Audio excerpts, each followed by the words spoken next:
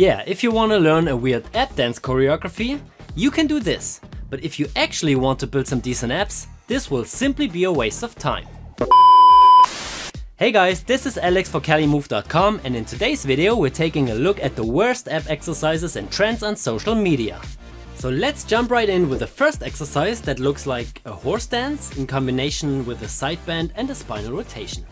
With a wide stance like that, you'll mainly work your adductors, quads and glutes in an isometric way, while the abs are not challenged with the same intensity.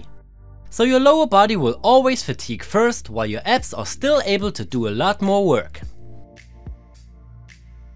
A better way to work on your abs with lateral and rotational movements, which by the way mostly focuses on the obliques, would be exercises like lying knee twists, twisted knee and leg raises, side plank variations, and knee to elbow planks.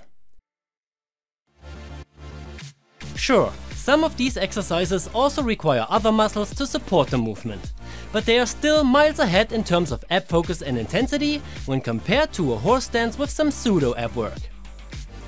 Okay, I actually don't know what to call the next exercise, so let's just name it Weird Ab Dance Choreography.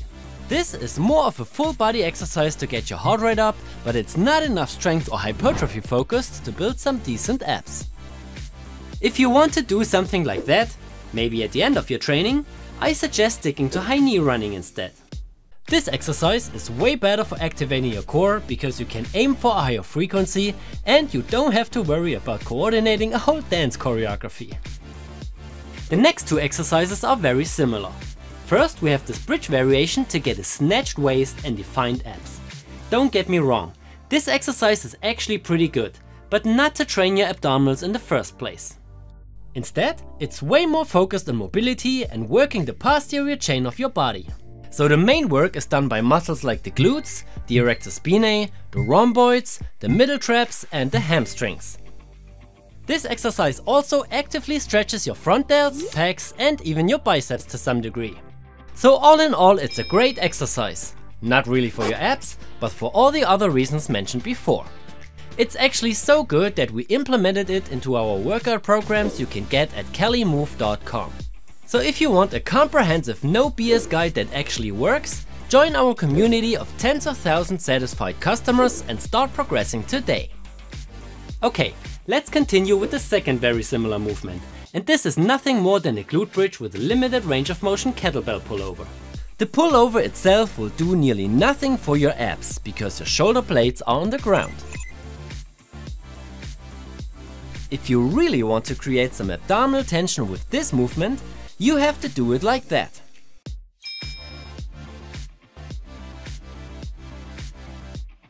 The glute bridge on the other hand is also not really ab focused because it's called glute bridge for a reason. The next exercise is this standing dumbbell rotation. And yeah, this is also not a good exercise to train your abs.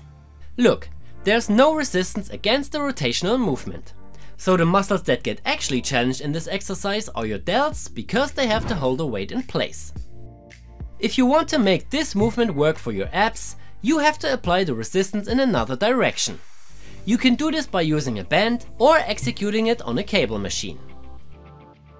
Okay, last we don't have to talk about a particular exercise, but ab routines like that. Just take a look. 1, 2, 3, 4, 5, 6 exercises with 5 sets each. That's 30 sets in total in a single session. To call this overkill would be an understatement. The recommended volume for a single muscle or muscle group lies between 5 to 20 sets a week, depending on the trained muscle, your experience, individual regeneration and other factors. 30 sets on the other hand will probably only lead to junk volume, especially if they are done close to failure.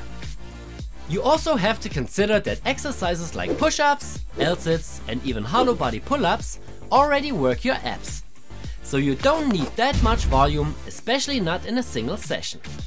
In most cases, it's not even necessary to have a separate ab day or workout. Sven and I, for example, only do 1 to 2 ab exercises after our regular training, and we mostly train our abs with complex multi-joint movements. We already made a video about this topic, So if you want to see the full video, take a look at the description.